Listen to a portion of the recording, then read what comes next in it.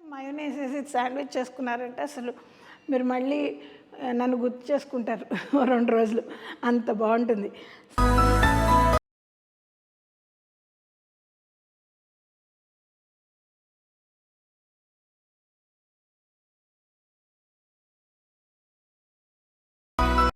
నేను మీ Anupama from flavours of Anupama. ఇవాళ నేను మీకోసం ఇంకొక కొత్త కూర తెచ్చాను. ఇది ఎక్కడిదో కాదండి, మా తెలంగాణ ఏరియాదే. హైదరాబాద్లో ఉంటాం కదండి, అందుకని తెలంగాణ వాడు మేము కూడా.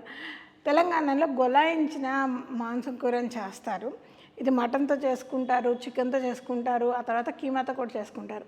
ఇవాళ నేను మీకు కీమా కూర చూపిస్తున్నాను. ఎందుకంటే కీమా కూర రసమన్నంతో తినచ్చు, పరాటాలో స్టఫ్ చేసుకొని కూడా తినచ్చు, చపాతీలతో తినచ్చు, లేదా మన బ్రెడ్లో పెట్టుకొని గ్రిల్ చేసుకున్నా కూడా బ్రహ్మాండంగా వచ్చే కూర ఇది.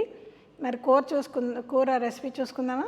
దీనికోసం ఫస్ట్ ఏం చేయాలంటే మనం కీమాలోకి కొన్ని ఇవన్నీ కలుపుకోవాలి. కీమాని బాగా కడిగి మంచిగా పిండుకుని బౌల్లోకి తీసుకోండి. మీరు డైరెక్ట్గా కుక్కర్లో కూడా వేసుకోవచ్చు. ఇప్పుడు నేను కుక్కర్లో వేయబోతున్నాను, మీకు కనపడదని నేను బౌల్లో వేసి చూపిస్తున్నాను. సో ఈ కీమాలో ఒక టీ స్పూన్ మీద కొంచెం అల్లం వెల్లిపాయ,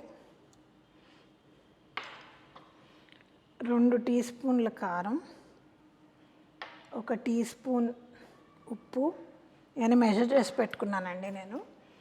కొంచెం పసుపు, ఇవన్నీ వేసి మంచిగా బాగా కలుపుకొని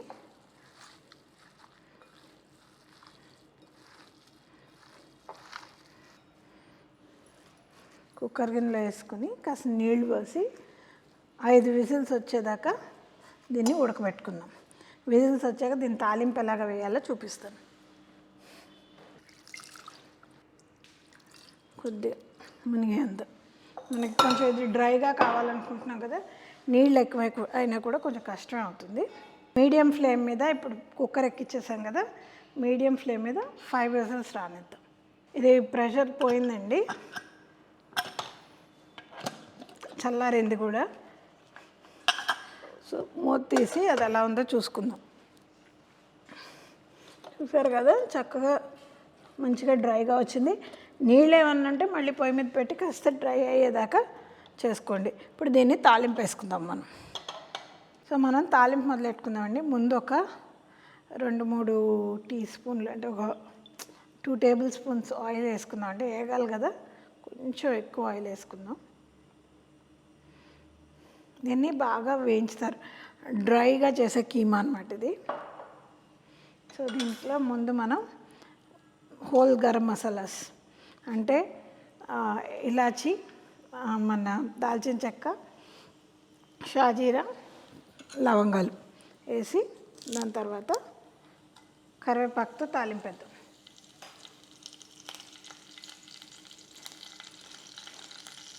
నెక్స్ట్ దీంట్లో ఉల్లిపాయలు వేసుకుందామండి. ఎక్కువ అవసరం లేదు, ఉల్లిపాయ సరిపోతుంది.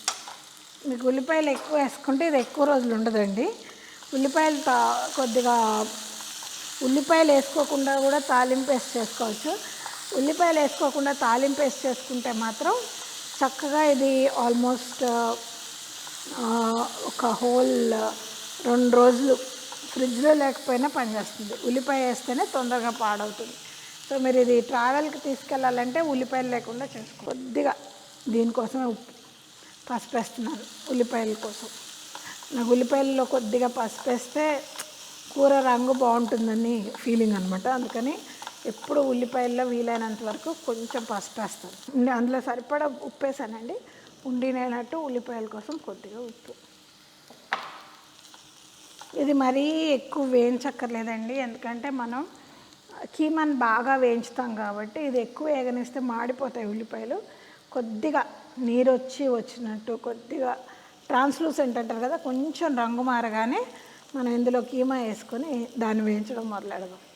సో నెక్స్ట్ దీంట్లో మనం కీమా వేసుకుందాం.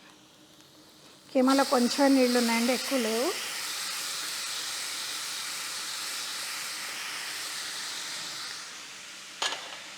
అది కీమా. దీన్ని ఆల్మోస్ట్ అంతా హై ఫ్లేమ్ మీదే వండుకునే కూర అండి ఇది. పెద్దగా దీన్ని ఫ్లేమ్ తగ్గించకండి, ఎందుకంటే మనకి కూర అంతా బాగా డ్రైగా కావాలి అనేదే పాయింట్. కొంచెం పచ్చివాసన పోయి ఏగే వరకు, అంటే ఒక 4-5 నిమిషాలు. సో నెక్స్ట్ మనం ఏం చేద్దామంటే ఇందులో ఇది కొద్దిగా డ్రైగా అయిపోయింది కాబట్టి ఇది పొడి కొట్టిన పుట్నాల పప్పు పొడి అండి. పుట్నాల పప్పుని పొడి చేసి పెట్టుకున్నాను నేను. సో ఒక 2 చెంచాలు వేసుకుని మనం వేయించుకుంటూ వెళ్దాం.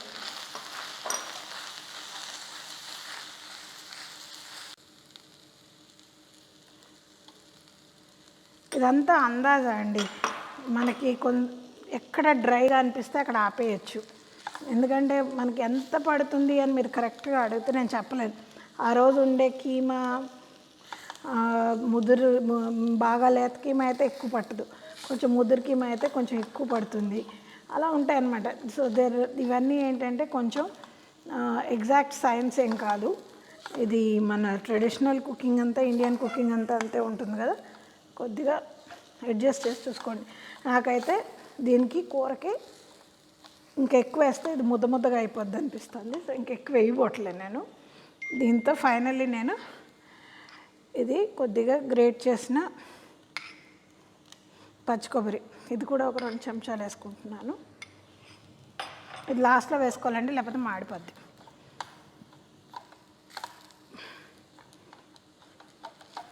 ఇంక ఇప్పుడు ఈ టైంలో సన్నగా చేసి కొద్దిగా బాగా ఏగనివ్వాలి దీన్ని.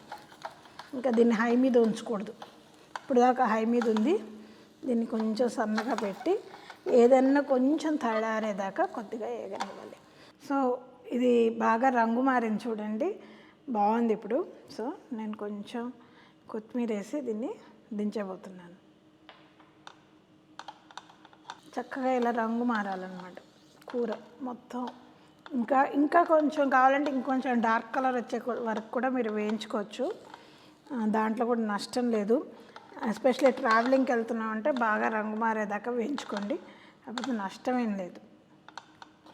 ఇది ఇలా పొడిగా రావాలి. సో మన కీమా కూర రెడీ అయిందండి.